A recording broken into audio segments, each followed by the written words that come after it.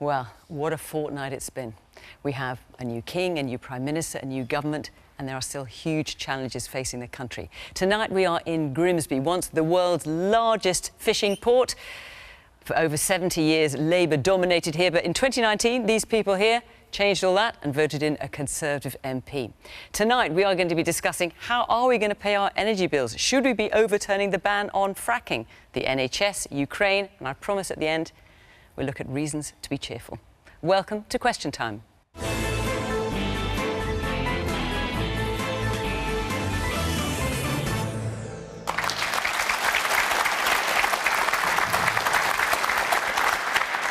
On tonight's panel, we have Government Minister Brendan Clarke-Smith. He was one of the first supporters of Liz Truss in her campaign to become PM. Now a minister at the Cabinet Office. He's been entrusted with the smooth running of government. Labour's Shadow Health Secretary for nearly a year now, who's recently announced he's writing a memoir about his journey from Council House to House of Commons, Wes Streeting. Layla Moran has been an MP for over 5 years and is the first ever of Palestinian descent. She speaks for the Liberal Democrats on foreign affairs. Claire Fox is the director of the free speech think tank Academy of Ideas. She once sat in the European Parliament, a place she wanted the country to leave, and is now a member of the House of Lords, a place she once abolished. Gerard Lyons has long been a leading economist at several major city institutions and is one of the 3 economists who's been advising the new Prime Minister.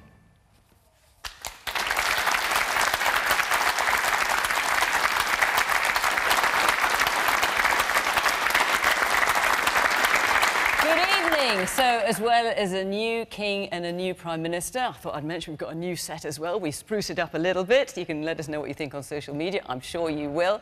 But just as always, having a fair range of views on this programme is absolutely critical, not only on our panel, but with our studio audience as well. And you know, sitting there, that you've been selected mainly to represent the voting pattern at the last election of the particular nation that we are in. So in England, but also we keep in mind local election results and any sustained change in polling as well. It's very good to have you here. We can't wait to hear what you've got to say. And of course, welcome to you at home as well. Do join in the conversation the usual way on social media at BBC Question Time. Right, let's get started, shall we? Our first question tonight is from Emma Hastings-Bray. Is the government doing enough to tackle the energy crisis? What do you think, Emma?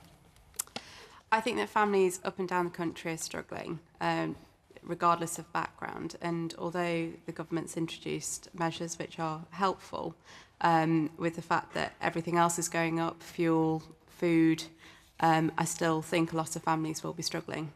OK, Wes? No, I don't think they're doing enough, frankly, and they've got to do 2 things. One is to grip the crisis in front of us, to give families the help they need to, and businesses the help they need to cope with the rising costs of energy, which are coming on top of rising bills in every other area of life, it feels like, at the moment. And they've also got to make sure that in the longer term, we've got our own energy security, so that we're not reliant on overseas energy, that we're not victims of price shocks that we're seeing as a result of Putin's war in Ukraine. And on both tests, I think the government have fallen well short.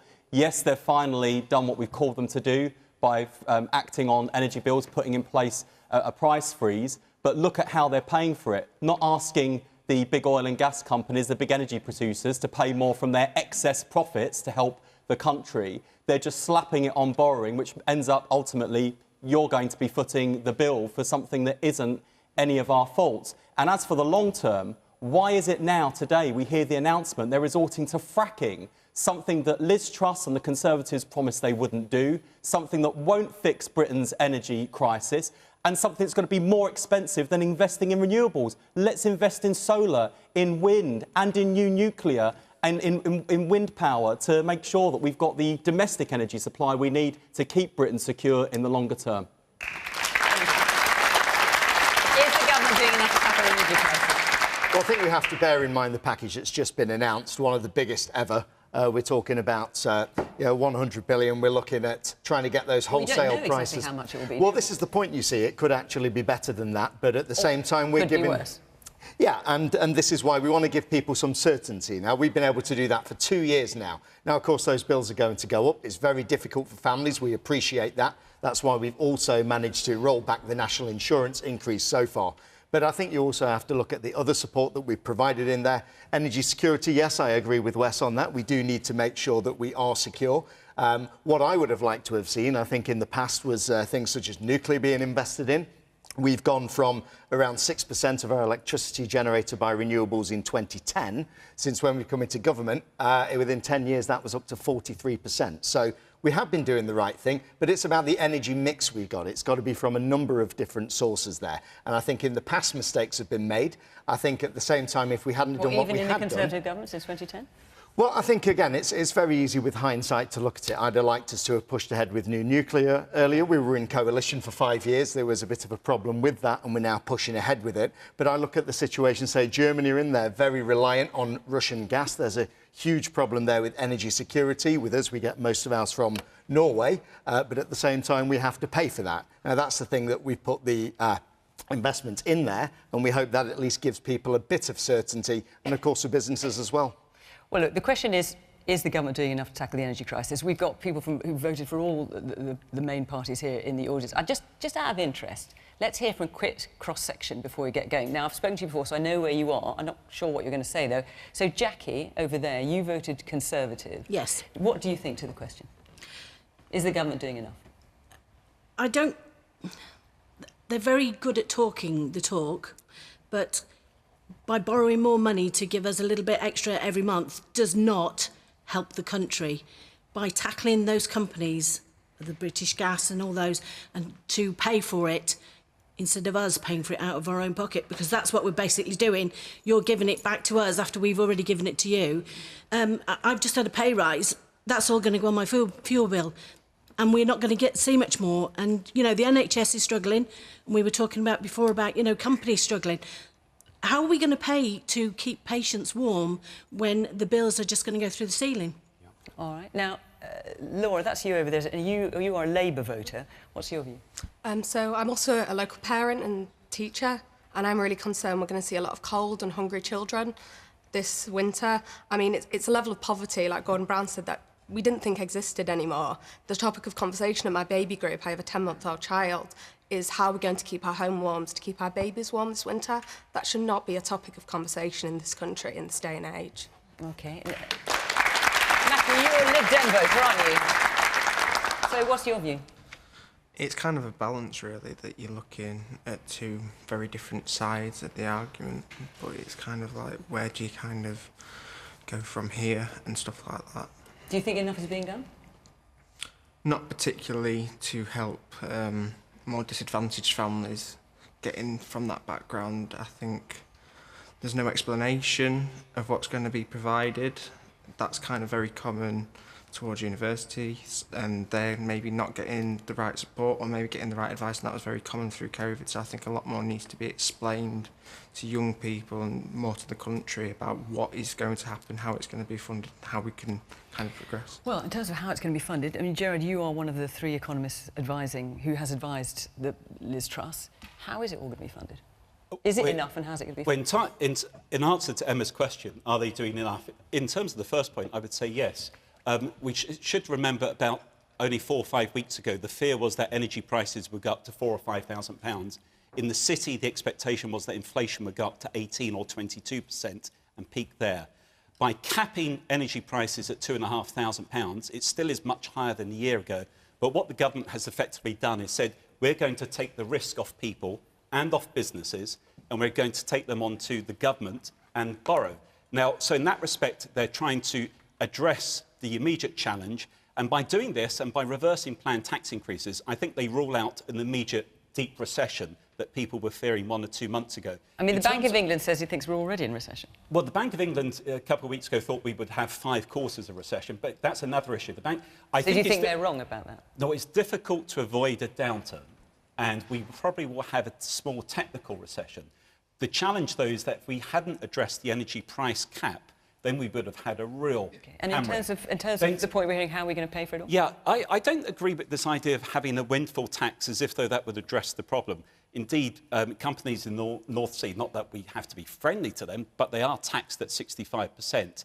And the challenge with the windfall tax was it sent a very negative signal by hitting people out of the blue. Whilst the big firms can always cope with it, It's the small, medium-sized firms that are the worry. But we can debate this point. But in terms of borrowing, the issue about borrowing is the government, even though bond yields have risen a lot, borrowing yields are still much lower than the rate of inflation, which is close to 10%.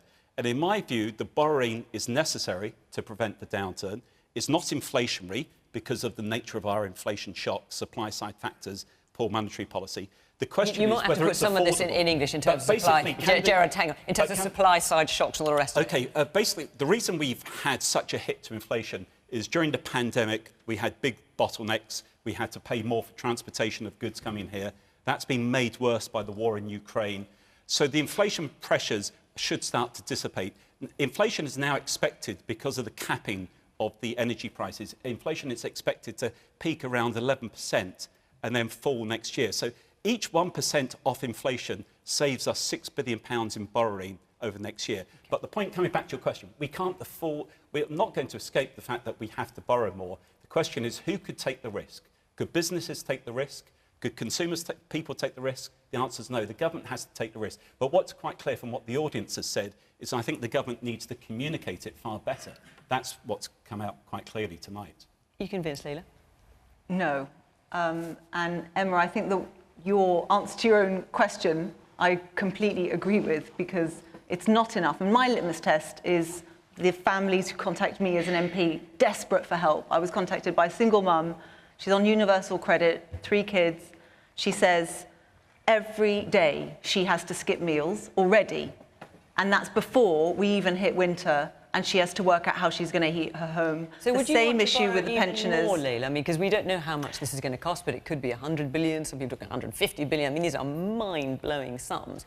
If it's not enough, would the Lib Dems... Well, the Lib Dems were the first out of the traps to call for the windfall tax. And the reason why that's right to do, first of all, it's really important to make clear it was on the extra profit. We're not suggesting that you suddenly remove all the profit from them and stop them investing. That's a nonsense. And BP have said themselves they would have invested anyway. They've already made plans for their investment. So this is on the super profits that they're making off the back of this. And it's only right, because this government is about choices. Judge them on their choices. So they've chosen to pass this cost on to you. Meanwhile, they've given a tax cut to big business, particularly the banks. It's going to cost £30 billion over the next 2 years to incorporate their corporation tax cut.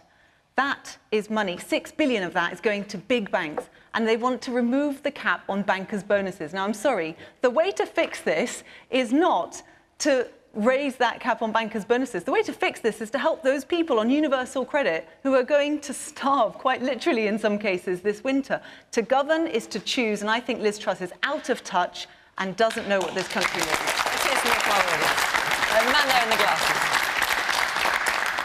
Thank you. I wanted to talk a bit about about the energy prices and the timing of it. I understand that the government have just recently released some energy relief, but in the 6 weeks while they were on recess and the time that they took before that to elect a leader, my energy prices went up from, I run a local company, from £43,000 to £198,000 a year. Yeah. No business can stand that.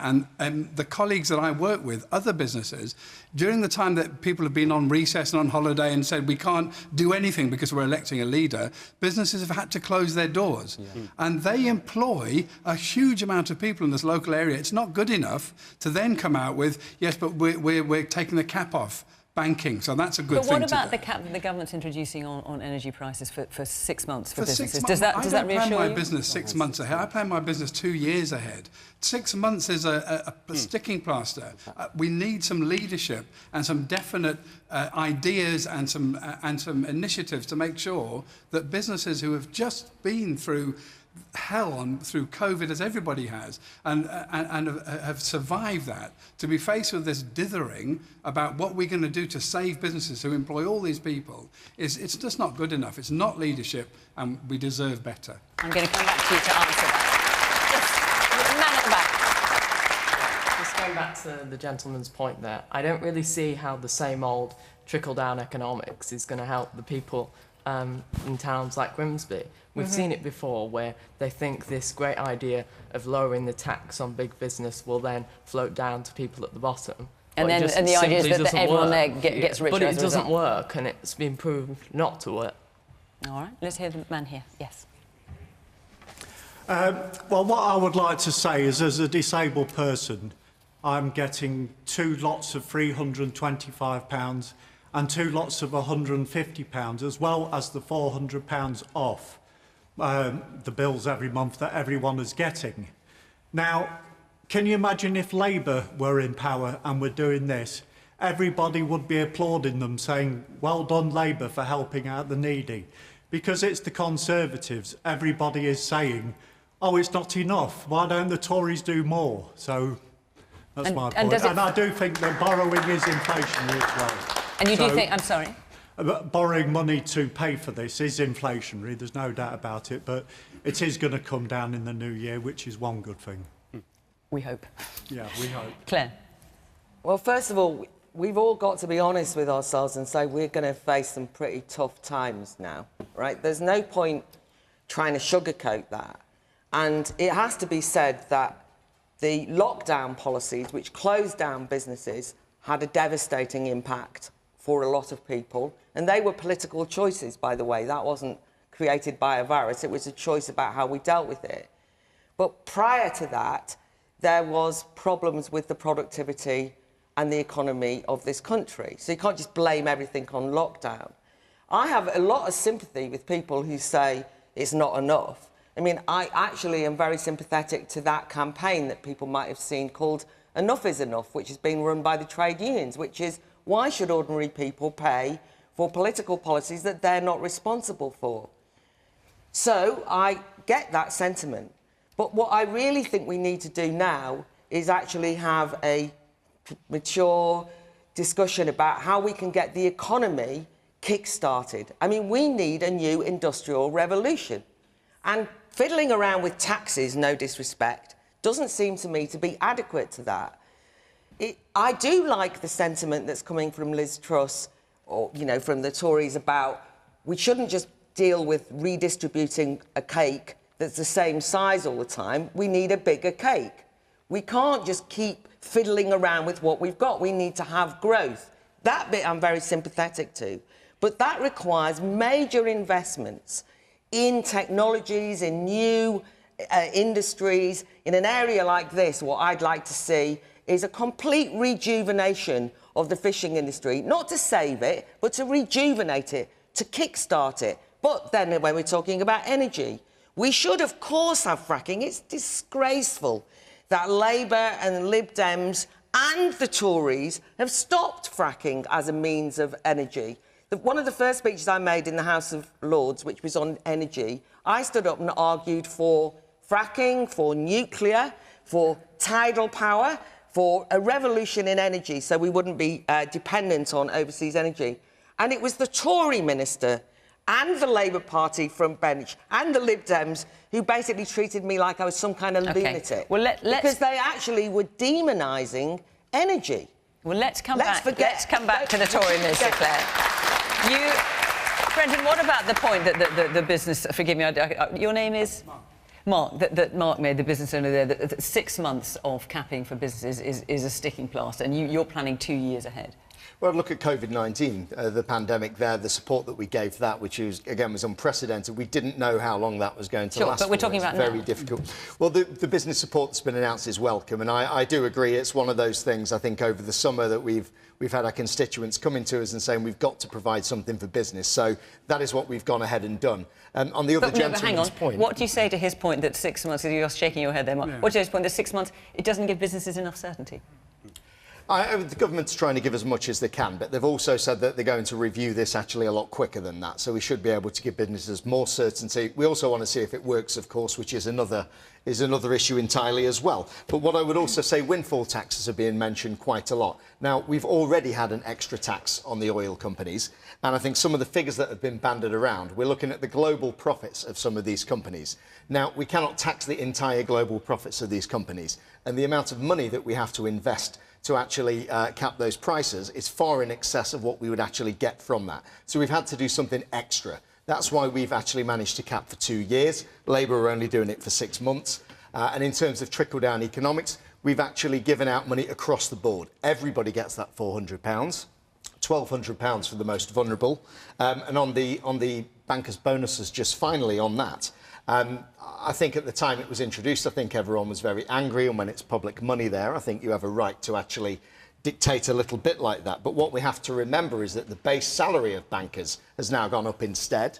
They're not being rewarded for their performance, but by lifting that cap, you're actually rewarding good performance. But of course, when people earn more money, they pay more money in tax as well, and we need that revenue. Okay. And we've concentrated on cutting taxes for everybody, and that's why the national insurance... Right, no, Layla, just hang on one second, because we've got so many questions to get through. If I can, I'm going to try and get through all the ones that we've submitted. So will you forgive me? I'm going to move on. Before I do, Wes, you will get a chance to speak in a minute, I promise you. Before I do, I just want to tell you that Question Time is going to be in Manchester next week. And so do come along and be part of that debate. We'd love to see you there. Come and be part of our audience and come and join the conversation. So honestly, I will give you a chance to speak when I'm going to get to our next question, because we have touched on it a couple of times. So I want to get to it before we go any further from Tim. Tim Rosamond, where are you? Off you go.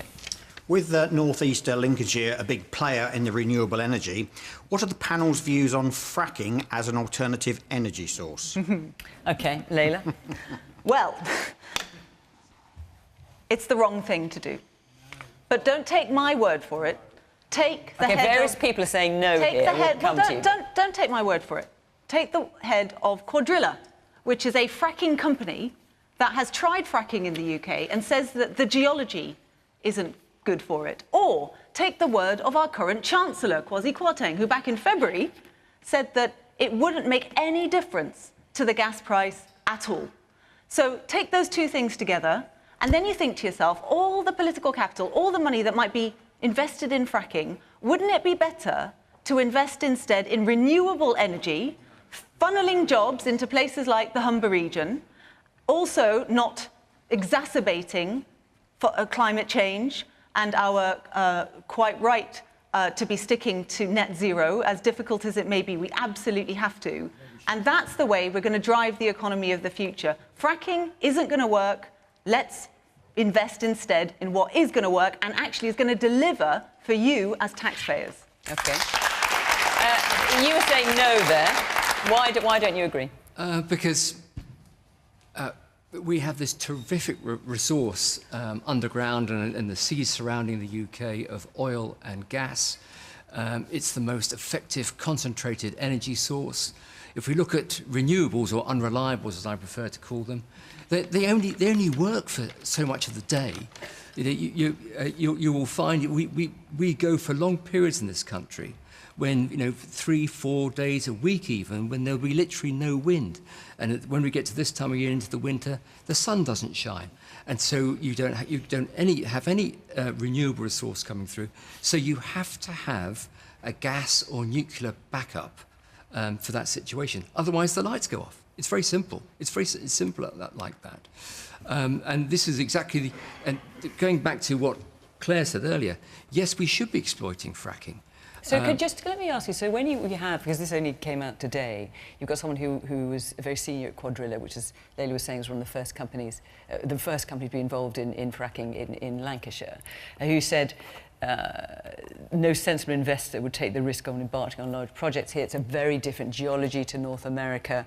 He doesn't think there's any chance of fracking in the UK in the near future. Does that sway you at all? Well, I haven't seen his statement. Sorry, I haven't seen his statement. But does that give you pause for thought? Yeah, I certainly look at it. But from all the other experts in the field whose articles I've read, it's very clear that we can frack, both obviously on land and actually out at sea. OK. Wes? I strongly disagree with fracking. I don't think it's safe. I don't think it's cost-effective compared with renewables. Even if we went ahead, I think it would account for something like 1% of the UK's energy mix. So it's a kind of false dawn. What we should be doing, what we should have been doing, frankly, for the last decade or more, is investing in renewables, in solar, in onshore and offshore wind, in tidal power and nuclear, because I take the point nuclear energy has got to be part of the mix. We shouldn't have scrapped all the plans for carbon capture and storage, because then we would have had stored up energy in reserve that would have helped us through the shock that we're currently enduring. And there's a fundamental democratic point here too. Liz Truss, when she became Prime Minister, was elected by a tiny handful of people Conservative Party members. Now, that's how our political system works, fair enough. But she hasn't gone back to the country to ask for a new mandate for a new policy. And last time I checked, Conservative MPs were elected on manifestos against fracking, and just this morning, the new Business Secretary, Jacob Rees-Mogg, was calling those people who voted for Conservative MPs Luddites for opposing fracking. I think that's disrespectful. I think it's an insult to the people who voted for them. And worst of all, it's not actually going to deliver the solutions our country needs. Short-termism, whether on the environment or on the economy or on our public services, is doing this country down. It has been doing this country down for more than a decade. And frankly, aren't expecting this lot in the Conservative Party to offer new solutions, new approaches after more than a decade of high taxes, low growth, crumbling public services and a failure to invest is like expecting arsonists to put out the fire they created. It's not going to happen. So Brendan, just explain what's changed then. You've got the current Chancellor saying, just in March, if we lifted the fracking moratorium, which was introduced by the Conservatives in 2019, it would take up to a decade to extract sufficient volumes. It would come a high cost for local communities. No amount of shale gas would be enough to lower the European price anytime soon. So, is he wrong? What's changed? Well, first of all, I mean, it was not in the manifesto that we were against it. It was a moratorium on fracking, of course. And since then, we've had a global energy crisis. And, of course, it's understandable that you would want to look at all the options on the table. But you've got the Chancellor saying very clearly it won't work and it won't make it any cheaper either. So he's wrong, is he? Well, I think this is the crux of it now. You know, we want to see the science, we want to see the environmental side behind it. Now, I speak as somebody who has a large proposed fracking site in my own constituency, so this is something that I've actually dealt with a fair bit. But what we want, as has been mentioned, we want an energy mix. Now, for some communities, they may feel that this is not for them. They may feel that it's not going to bring the price down. They may feel that it's not going to meet their needs. They may have environmental concerns, and the local community will want to decide. And that's what the Prime Minister has said. Are you backing fracking in your own community? Are you backing fracking in your own constituency? Are you going out knocking on doors saying we're having fracking around here? No, because I'm very consistent. Of course, not in your backyard, just in everyone else's. Well, I'm very consistent. But do you support it? Unbelievable. Well, I'm fairly neutral on it. I want to see more evidence. But I'll give another example to Wes's solar farms, for example. Now, in my constituency, there's also 2 very large solar farms. One had permission given to it. There weren't a lot of objections at all to it. And another one where there's a huge number of objections because it's felt that it is in the wrong place. So I think all energy, whatever mix it is, you have to treat it on its merits. And I don't think we're in a position where we can basically say one form of energy generation has to go. Now, we did that with nuclear to our peril, and look at the situation we're in now. It's an interesting position to find yourself now that you are a government minister, a new one, but you're neutral on a policy that the government is proposing. Well, no, I think there are areas. You just said you were. Well, there are areas of the country where people are calling for fracking. People think it would be very beneficial. People want to explore that, and I think they should be given the option for that. But Brendan, this argument doesn't stack up, because if this is true, then why is the moratorium on onshore wind not taken away? Why is it OK now to release the moratorium on fracking and not allow communities that might want onshore wind farms to have that? How does this make sense? It doesn't at all. And it just says to me that this has been done on the hoof. Yeah. It's something to announce. What has changed? Actually, nothing at all in the science. It's still a bad idea. We've got a new Prime Minister that needs some, cynically, let's say, new policies to put forward to people. It's not let's hear from our audience, Haley, because these are the people it's going to affect. Let's hear from you in the front here. You said Kwasi Kwarteng, he said that it will take 10 years to get sufficient amounts of benefit from fracking. Well, he said no amount of fracking was going to lower the price. Yeah, he said it'll take 10 years to get a sufficient amount to actually be usable for us. That's what you just said in a statement just there. Yeah, to extract sufficient volume, yes, you're right. So 10 years' time. So let's do it, and in 10 years' time, we'll have sufficient volume to use it. People like Wes and Layla, sorry, you just said, I've got your name wrong, sorry. You've just said that you're very similar to people who, like, in 2015, like Nick Clegg, said that, let's not do any nuclear, because it won't benefit us till 2021 or 2022. And now we didn't do it, and now look the mess we're in. So why don't we do fracking in 10 years' time, benefit from it? But if we're going to do fracking, let's also do... Let me hear a bit more from the audience. Yes, the woman there in the green. You're sitting in the heart of the Humber energy estuary with the biggest, offshore operations maintenance hub. You've got massive industry along the Humber Bank that want to invest in production of blue and green hydrogen and carbon capture.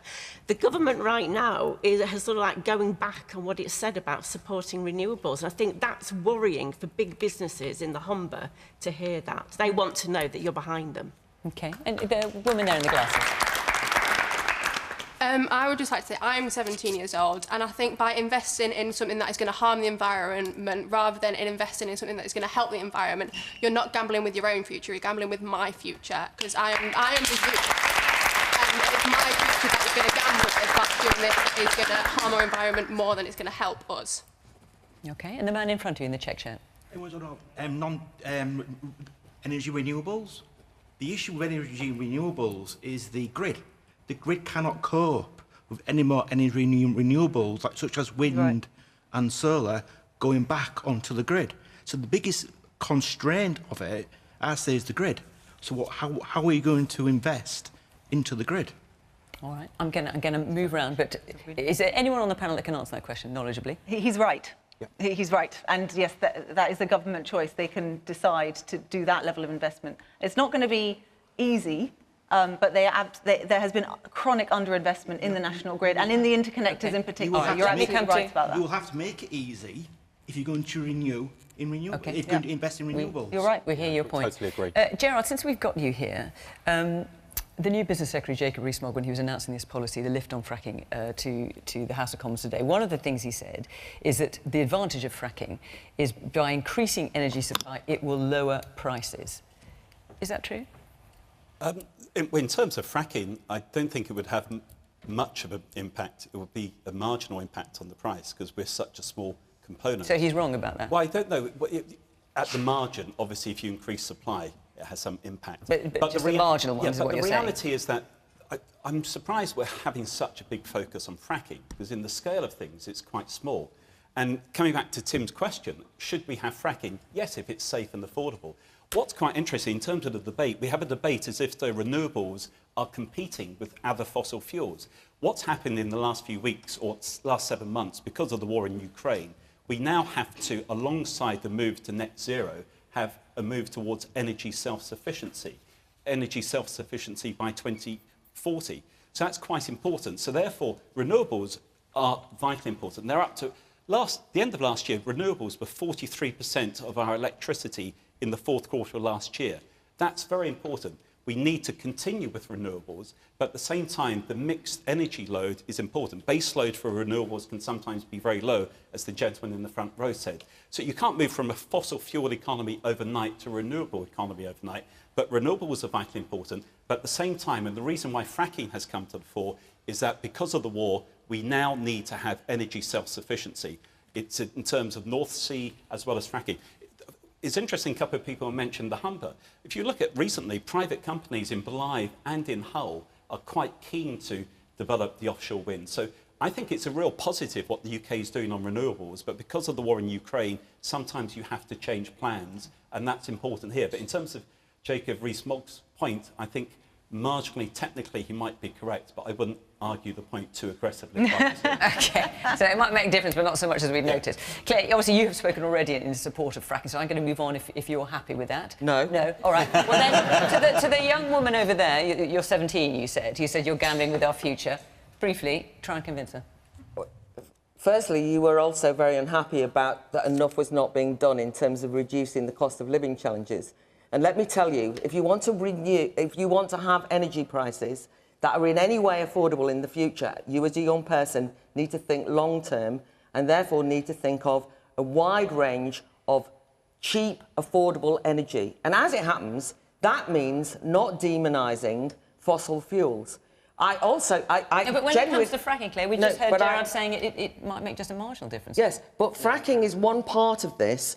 I thought that when people talked about safety, everybody was very keen to quote the Quadrilla people. They actually emphasised that fracking is safe.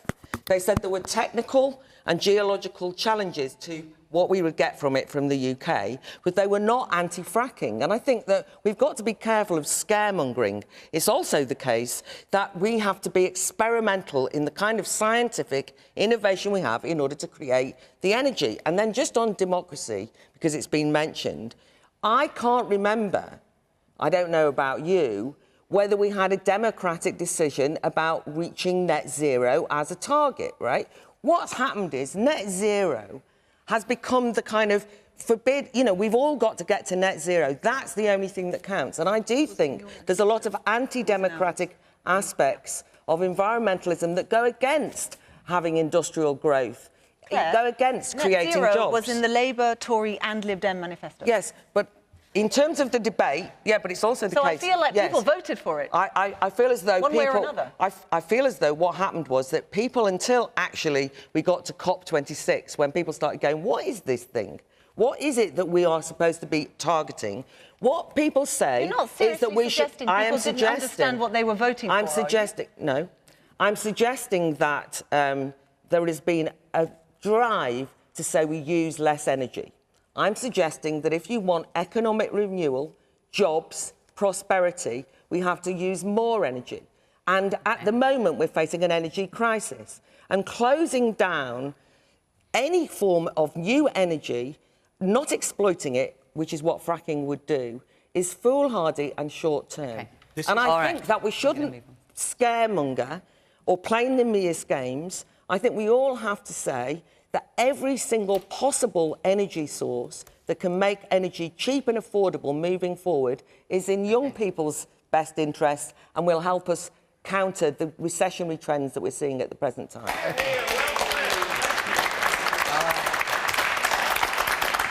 A lot of you asked about this next subject, so I just want to take another question now from Anne Stebbings. There you are.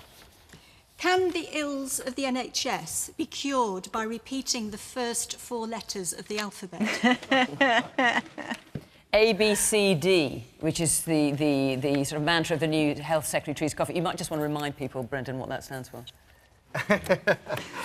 Thank you very much for that. I mean, first of all, we've got a... Do you want me to? Do you want me to? OK, you know, we'll go through the... I can tell you. Yeah, certainly, people's access to a GP is incredibly important. I'm married to a doctor myself. I understand that that's something that we desperately need to get through. There's the backlog as well. There's the recruitment that we need to look at. And we also need to look at bed blocking, which is why we put more money into social care as well and trying to address that problem. So, shall I just tell people what it stands for? Because you obviously don't know in the nicest possible way. So it's ambulance, A for ambulance, B for backlog, C for care, and then D for 2 things, doctors and dentists. Yeah, and I've struggled to see a dentist myself, as you can probably tell.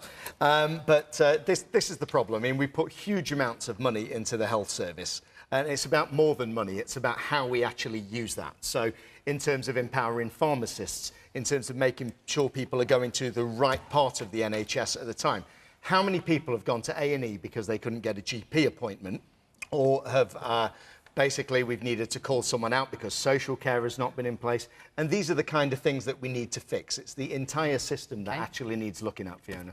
So the announcement by the Health Secretary today was specifically on a number of things, but in more detail, it was about GPs, announcing a 2-week target for people to be able to see a GP. Is that going to work, Wes? No, the Royal College of GPs say it won't. The NHS Confederation says it won't. And I think why won't it work?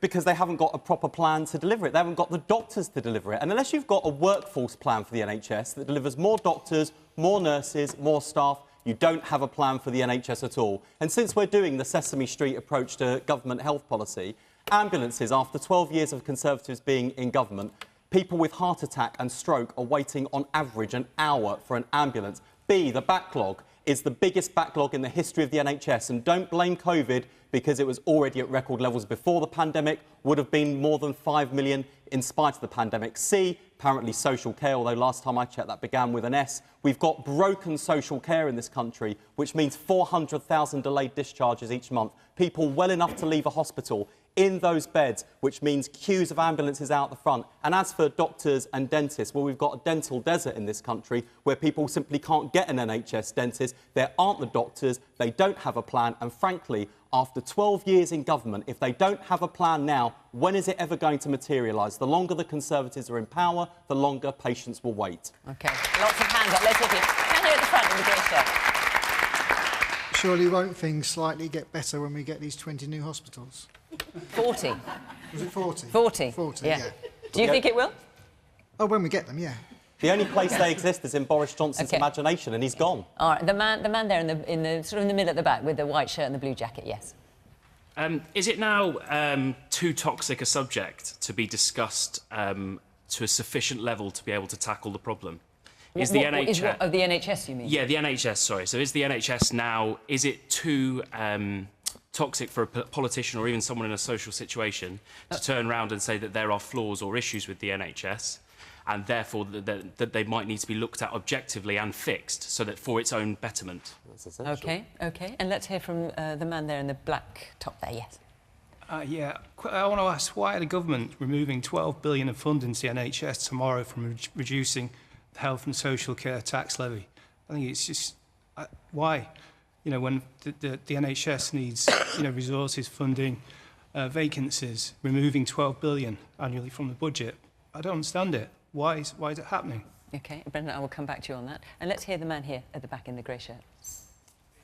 Yeah, I would say that the current government's overseen an absolute disastrous policy in relation to the ambulance service. It's in terrible, terrible trouble. And to announce this after all this time is just, somewhat crazy in my opinion. But my other point was, how aspirational is it to want to get a GP appointment in a fortnight? Yeah. What sort of vision is that for the future?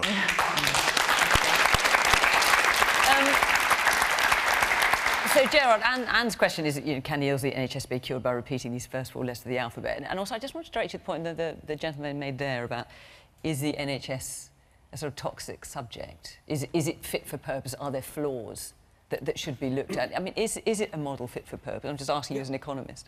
Well, we have shortages of doctors, shortages of nurses, shortages of beds, shortages of diagnostic equipment, and we have unmet demand.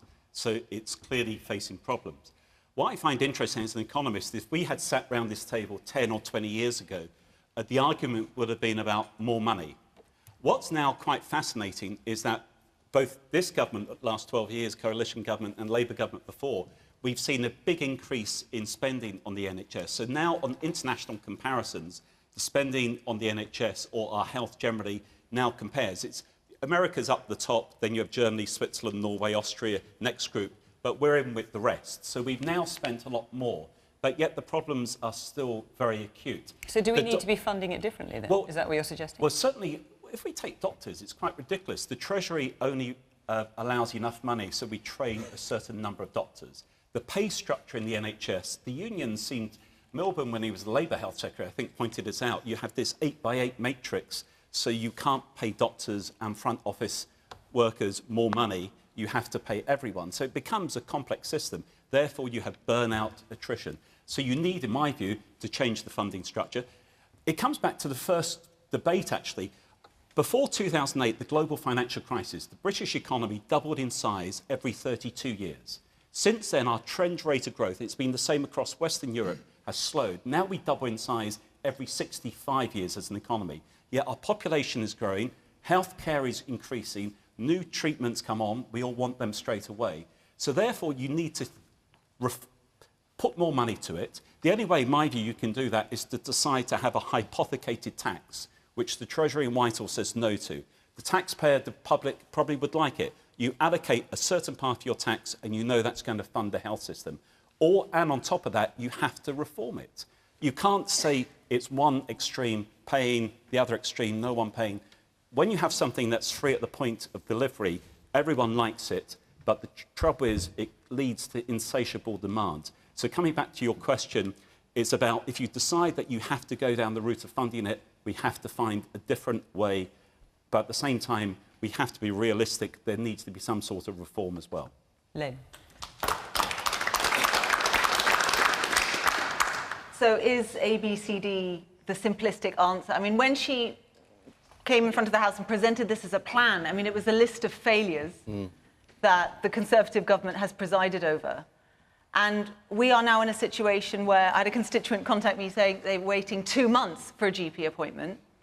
And the reason for that is because we are not valuing our workforce. Do you remember when we stood there on the doorsteps clapping for everyone who works for the NHS? And now we are in a situation where this government is absolutely not investing in that workforce. In Grimsby alone, the number of patients per family GP has increased 23% since 2015. This is mirrored up and down the country. The average GP here in Grimsby has 2,700 people on their list. No wonder it takes so long to see a GP.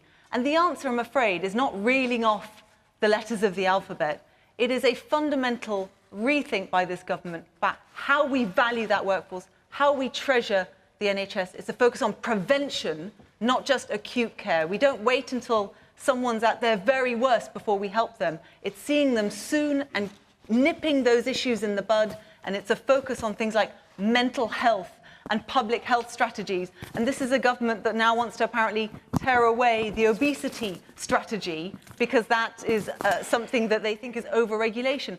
We have to have more vision than this. And I was really disappointed by what Therese Coffey said today, because I think we all deserve so much better than that.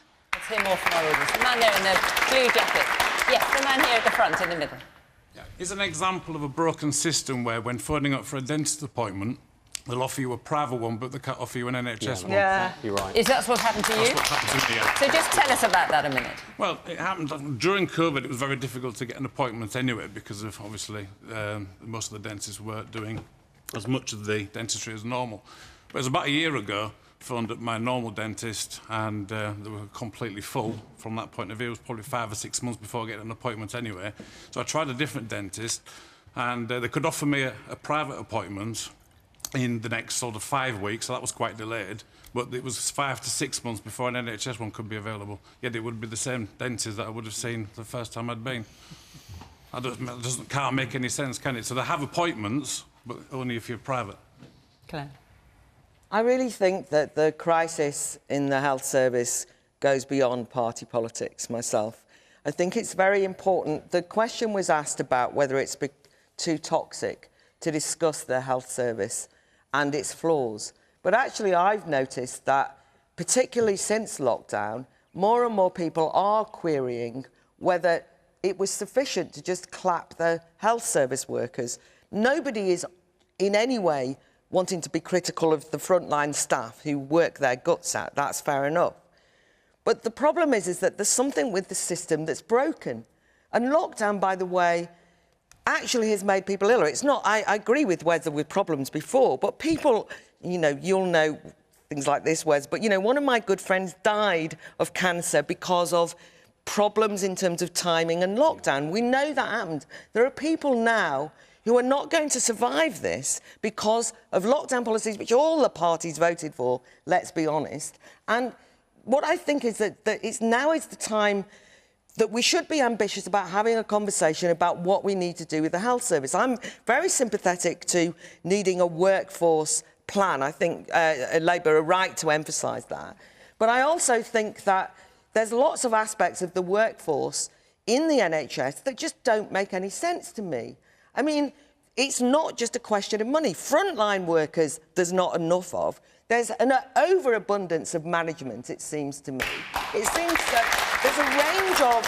I mean, you know, one of my colleagues is nearly about to give birth, and she's been tracking the terrible horror stories of maternity services. Now, that's not just that they haven't got enough money, because actually a lot of the problems in maternity is that there's almost been some kind of ideological capture of maternity services. They're all obsessed with natural births. They're all on diversity training courses and gender-neutral language so that you say pregnant people and ascribing their gender at birth and all of this sort of stuff. And I know that sounds glib, but what I'm trying to say is it seems to me that that's a distraction. That actually, even where you've got the staff, they're not quite sure, indeed, what their role should be. So I think that we now have to be brave and say that there's something broken in the NHS, and A, B, C, D from the Tories is not going to solve it. And the gentleman who said the idea I should be cheering because I can get a doctor's appointment in 2 weeks' time, I mean, goodness gracious me, that's a disgrace, not a boast. Yeah. No, I think you were making the other point, which is actually it's not a sufficiently ambitious target. I think that is the point you were making. I'm going to move on, but before I do, Brendan, do you want to answer this man's point here about about reversing the rise in national insurance, and the money for which was going to go after a certain period to be a social care levy, go to social care? what's going to replace it? Well, the money's not being taken out, but we're very much about pro-growth in the government. And I think in terms of our philosophy, you're going to see a lot of that going forward. So you're just going to find it somewhere else? Well, certainly, I mean, the idea is, Just borrow a bit more. Well, the pie is going to be grown, and that's part of the point behind it. But it's about allocating those resources to your actual priorities. And that really is the ABCD part of it. OK, that's all I was going to ask you, actually, because unless there's something you're burning to say, because I want to get another couple of questions in. OK, I'll just see if I could, on recruitment, pension rules, we've changed those as well. So we're trying to get a lot of people back into the profession, those doctors, those dentists, with a crazy situation where they didn't want to do it because their pension penalised them. We're changing the rules on that so we can get them back again. OK, let me take... 10 seconds. The biggest hit to public borrowing would be if we had a deep recession. That's why fixing the energy price cap and reversing these tax increases was important. Even though there's a cost involved in it, the actual cost, if you had a real hit to the economy, is phenomenal. OK. And that needs to be put in perspective. Graham Keegan, where are you? Yes, we've heard from you before. Let's hear your question. Does the West have the stomach for the fight now that Putin has threatened to use nuclear weapons? And I'm not bluffing, Putin says. Claire, do you think he is bluffing? No, I don't think he's bluffing. I think that this is one of the most serious times in politics, in world history, in our lifetimes. We have a war at the heart of Europe. And it's interesting how it's kind of discombobulated people because, you know, people that I know, my peers on the left, for example, would say that they would be opposed to any Western power that invaded a country, and yet they've kind of panicked when they've seen Russia invade the country, and they're basically saying, well, they're using the Putin line, in fact, that he tries to blame everyone else. You know, this is a war that NATO created, I was forced to do it, and so on. The incredible bravery of the Ukrainian people who have been fighting for their sovereignty, a word I value, I don't know about people in this room, but sovereignty, your own nation, to protect your borders, is something that ordinary people had to give up being students, give up their preoccupations, artists, truck drivers, everyone. So the question, Claire, is does the West have the stomach to fight? So I'm saying that they have got the stomach, but I've actually... two things. I've heard a lot of people be cynical in this country and say, what's the war got to do with us? And I'm saying it's got everything to do with us because it's going to destabilise Europe and because those of us who believe in sovereignty must defend Ukrainian sovereignty. OK, let me get round the rest of the panel, Claire. There's people aren't going to have time to talk. Quick. You've got 5 seconds to make it, because I'm going to be strict with you. There's a proxy war being waged by America, though, which is problematic because it does skew the pitch a bit. Wes. And they're using it for their own ends, which I don't appreciate. Wes, does the West have the stomach? I don't see the West backing down in the face of Putin's threats, and I also think we need to see his comments... What, across Europe? You don't see any wavering there? No, in the context... We've got to see Putin's comments in the context in which they were made. These are not the words of a man speaking from a position of strength. His war in Ukraine has turned out to be a disaster. He isn't meeting his war aims. Russian families are grieving for their dead because they've been sent like lambs to slaughter in an ill-equipped, ill-conceived attack on a sovereign country on European soil. We were right to stand with Ukraine then. We're right to stand with Ukraine now. There will be no capitulation within the NATO alliance. What there does need to be is a hard-headed international effort to de-escalate, to get Putin on the off-ramp, to de-escalate and to withdraw and to accept that we are not going to tolerate the attack on an independent sovereign country on European soil. Well said. So this is one of the areas where I don't think there is a paper between the political parties. We stand with Ukraine, Slava Ukraini, and it is absolutely right that we continue to do so. And it's up to the people of Ukraine to decide if and when they want to negotiate. And right now, they absolutely do not. But there is more that we can do as a country to help them. Moscow looks at London, and it calls it Londongrad. The estimate is that we lose £100 billion in this country a year to money laundering. And a lot of that has been Putin's money sloshing around in shell companies washing through the city of London. Now, we started to get a grip of it eventually. I have to say Liz Truss was a bit slow off the mark when she was Foreign Secretary on it, but we got there with the Economic Crime Bill 1. I'm delighted that the Economic Crime Bill 2 is coming back in a few weeks' time. And what that's going to mean, hopefully, with support in the House, is that we will finally be able to get on top of this, because this money, it's not Putin's money he's spending on cars. He is funneling it towards the tanks and his front line, which is directly involved in this war. Okay. We can do this uniquely. There is no other country in the world to do it, and I'm glad that we're finally grasping this now. Brendan. Yeah, I'm glad it's something there's a lot of consensus on, and going on Claire's point, which I thought was a very good one. People have questioned whether we should have the involvement we have, whether we should put the money in. I think 2.3 billion, the latest that's going in, which is a drop in the ocean, really, when you compare it to what we were talking about energy earlier. And, of course, a lot of our energy problems are caused by the behaviour of Vladimir Putin and what he is doing. It's affecting food prices. But, of course, the money is irrelevant. We're doing this because it is the right thing to do. And I think there's a lot to be said for that. And it's about time, you know, people in Eastern Europe, they're worried that they're going to be next. We've shown that we actually stand up to bullies. And I think Vladimir Putin, I think he's now criticising some of his generals, and I think he's panicking. I think he's looking for a way out. But we're certainly not going to back down. I think, as you've seen from the panel, we all stand with the people of Ukraine, and we're here for the long term. OK. We have got about 2 minutes left, I think, and I just wanted to come to this question because a lot of the things we've been talking about have been pretty grim. So let's hear from Connie. Connie Roberts, where are you? Come on, cheer us all up. OK, if we're heading into a winter of discontent, what positive changes can we look forward to? So come on, something positive. Wes? I knew you were going to come to me first on the comedy question. Well, it's not comedy. I want to... Oh, look, Connie's outraged you've called it a comedy question. These questions at the end always get me. I think one thing positive we can look forward to is the fact that seemingly Liz Truss, Kwasi Kwarteng, Brendan, other people who voted for the national insurance increase, which we campaigned against, are now seeing the error of their ways and are working out that always going to working people and hiking up their taxes isn't the right answer, especially in a cost of living crisis. And I gather the Chancellor is going to announce a U-turn tomorrow, and I'm sure we will all be cheering him on. Oh, my goodness. Brendan, 20 seconds each. Come on, something positive to look forward to. It does not have to be political. Yeah, I've got a newborn who's 2 weeks old today, so back on maternity services. Goodness. Thank you. I was going to say, this is day one of Brendan's paternity leave. Yes. He's chosen to come on the programme. Also, the World Cup's coming up, and, of course, the Conservative Party conference. Layla. We can't wait. Positive changes to look forward to. It's been a really difficult few years with COVID, and the country has been amazing with it.